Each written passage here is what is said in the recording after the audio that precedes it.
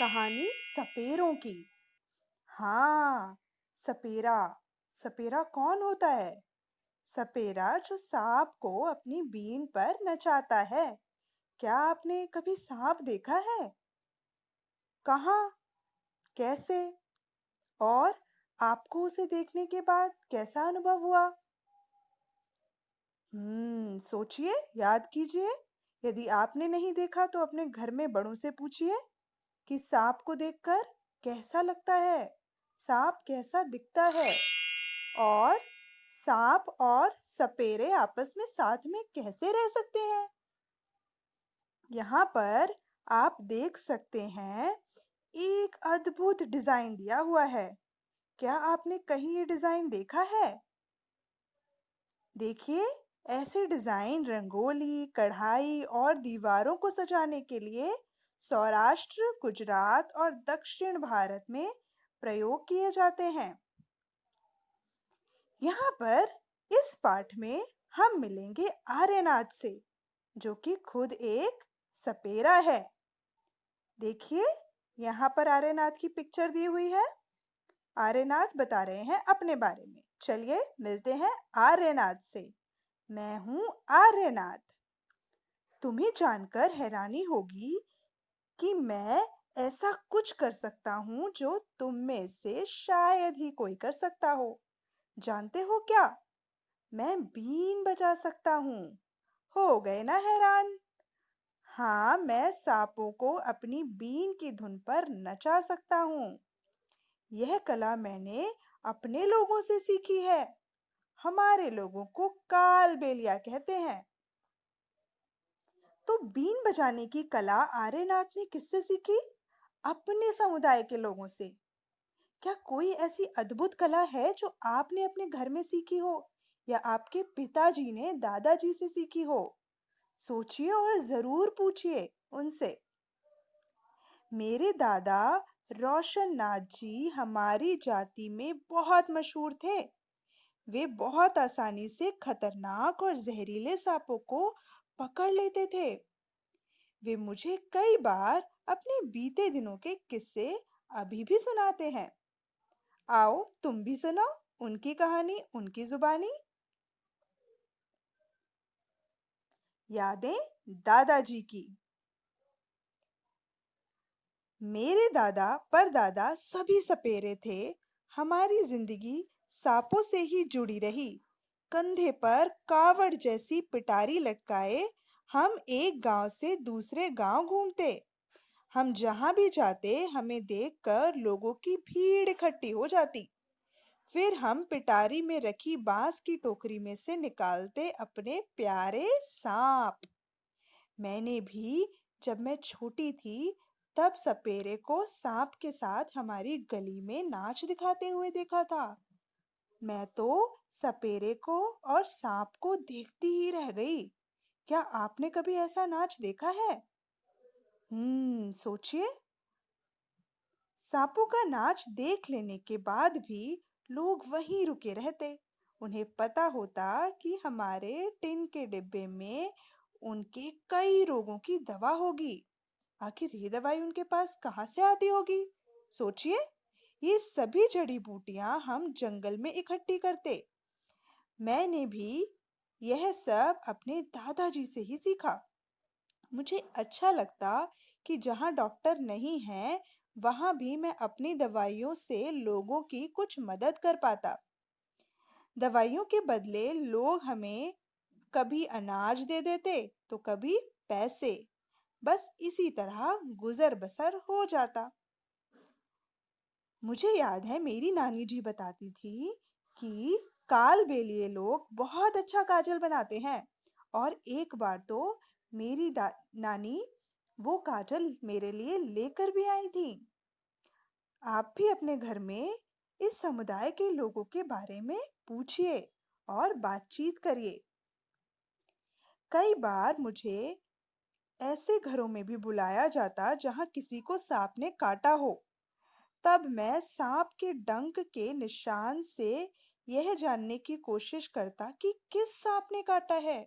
सोचिए, केवल डंक के निशान से ही ये पहचान जाते थे कि कौन से सांप ने काटा है? क्या ये मुश्किल नहीं होता होगा? उसे मैं सांप के काटने की दवा देता, पर मैं हमेशा समय पर नहीं पहुंच पाया हूँ। जानते हो ना, कुछ सांप ऐसे भी होते हैं जिनके काटते ही जान चली जाती है, पर ज्यादातर सांप जहरीले नहीं होते। क्या आपको पता था कि सभी सांप जहरीले नहीं होते, बल्कि ज्यादातर सांप जहरीले नहीं होते? कभी-कभी जब कोई किसान सांप सांप चिल्लाता हुआ भागा आता, तब मैं ही उस सांप को पकड़ता। आखिरकार मैं बचपन से ही सांप पकड़ना जानता हूँ। क्या आपके घर में आपको कोई ऐसा काम सिखाया गया जो आप बचपन से ही जानते हो? सोचिए। वे बहुत बढ़िया दिन थे। लोगों की बहुत मदद कर पाते थे। लोग भी हमारी बहुत आजकल की तरह नहीं था। अब तो मनोरंजन के लिए ज्यादातर लोग टीवी देखते हैं। आप मनोरंजन के लिए क्या-क्या करते हैं? बताइए। टीवी देखते हैं और क्या-क्या करते हैं? बताओ। क्या तुमने कभी किसी को बीन बजाते देखा? कहाँ? क्या तुमने कभी सांप देखा है? सोचिए। क्या आपने कभी सांप देखा है? यदि हाँ, तो कहाँ देखा है? क्या तुम्हें उससे डर लगा? आखिर क्यों? जैसा कि अभी हमने पढ़ा कि सभी सांप जहरीले नहीं होते, परंतु फिर भी आपको सांप से डर लगा तो क्यों? किसने आपको बताया कि सांप जहरीले ही होते हैं? तुम्हें क्या लगता है सभी सांप जहरीले होते हैं? अब आप खुद सोचो यह पाठ पढ़ने के बाद कि अब आपको क्या लगता है? तुमने पिछले पाठ में पढ़ा कि सांप के बाहरी कान नहीं होते। क्या आपको सांप के कान दिखते हैं? नहीं, हमें तो नहीं दिखते। आपको दिखते हैं क्या? सोचो, क्या बीन की धुन सुन पाता होगा या फिर बीन के हिलने से ही वह नाचता होगा? यदि सांप के बाहरी कान नहीं होते तो वह बीन कैसे सुन पाता है? और अगर सुन नहीं पाता तो वह नाचता कैसे है? ये सब तो बड़े ही जवाब सोचने वाले प्रश्न हैं। सोचिए इनका उत्तर क्या होगा? अब हम क्या करें? आर्यनाथ, तुम्हारे पिताजी बहुत छोटी उम्र से ही मेरे साथ गांव-गांव घूमा करते थे। उन्होंने बीन बजाना अपने आप ही सीख लिया था। आज की सोचूं तो बहुत परेशानी होती है।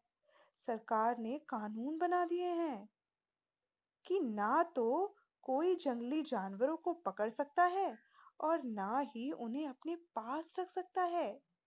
कुछ लोग जानवरों को मारते हैं और उनकी खाल ऊंचे दामों पे बेचते हैं। आप सोचिए, जानवरों को मारना और उनकी खाल को अपने फायदे के लिए बेचना सही है? इसीलिए ऐसा कानून बनाया गया। पर ऐसे कानून बनाने से हमारी रोजी रोटी का क्या होगा? आर्यनाथ जैसे सपेरों का आखिर क्या होगा? हम सपेरों ने कभी भी सांपों को नहीं मारा, ना ही कभी उनकी खाल बेची। कुछ लोग कहते हैं कि हम सांपों को बुरी हालत में रखते हैं। चाहते तो हम भी सांपों को मारकर खूब पैसा कमाते। तब हमारी जिंदगी इतनी मुश्किल भरी ना होती। सांपों को मारने की बात तो दूर, ये तो हमारी पूंजी है। तो हम अपनी आने वाली पीढ़ी को सौंपते हैं। सांपों को तो हम अपनी बेटियों की शादी में तोहफे के रूप में देते हैं। हमारे कालबेलिया नाच में भी सांप जैसी ही मुद्राएं होती हैं। क्या आपने कालबेलिया नाच देखा है? यहाँ पर कालबेलिया नाच का एक दृश्य दिखाया गया है और उसकी एक मुद्रा यानी स्थिति को इस पिक्चर के माध्यम से दिखाया गया है। आर्यनाथ, तुम्हें अपने लिए अलग तरह की जिंदगी सोचनी पड़ेगी, क्योंकि अब तो सरकार ने सांपों को पकड़ने पर रोक लगा दी है। इसीलिए अब आर्यनाथ अलग तरह की जिंदगी सोचने के लिए विवश है।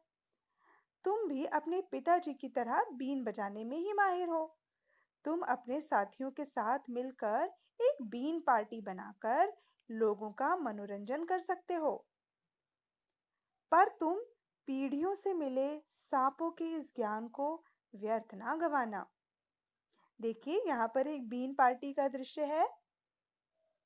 लोगों के मनोरंजन के लिए ये लोग बीन बजाते हैं और अपनी जीविका कमाते हैं। तुम शहरों और गांवों में बच्चों को बताना कि सांपों से ना तो डरने की जरूरत है और ना ही नफरत करने की। उन्हें सिखाना कि कैसे जहरीले सांपों को पहचानना है। उन्हें यह भी बताना कि सांप तो किसान के दोस्त हैं। सांप ना हो तो खेतों में फसलों को चूहों से कौन बचाएगा।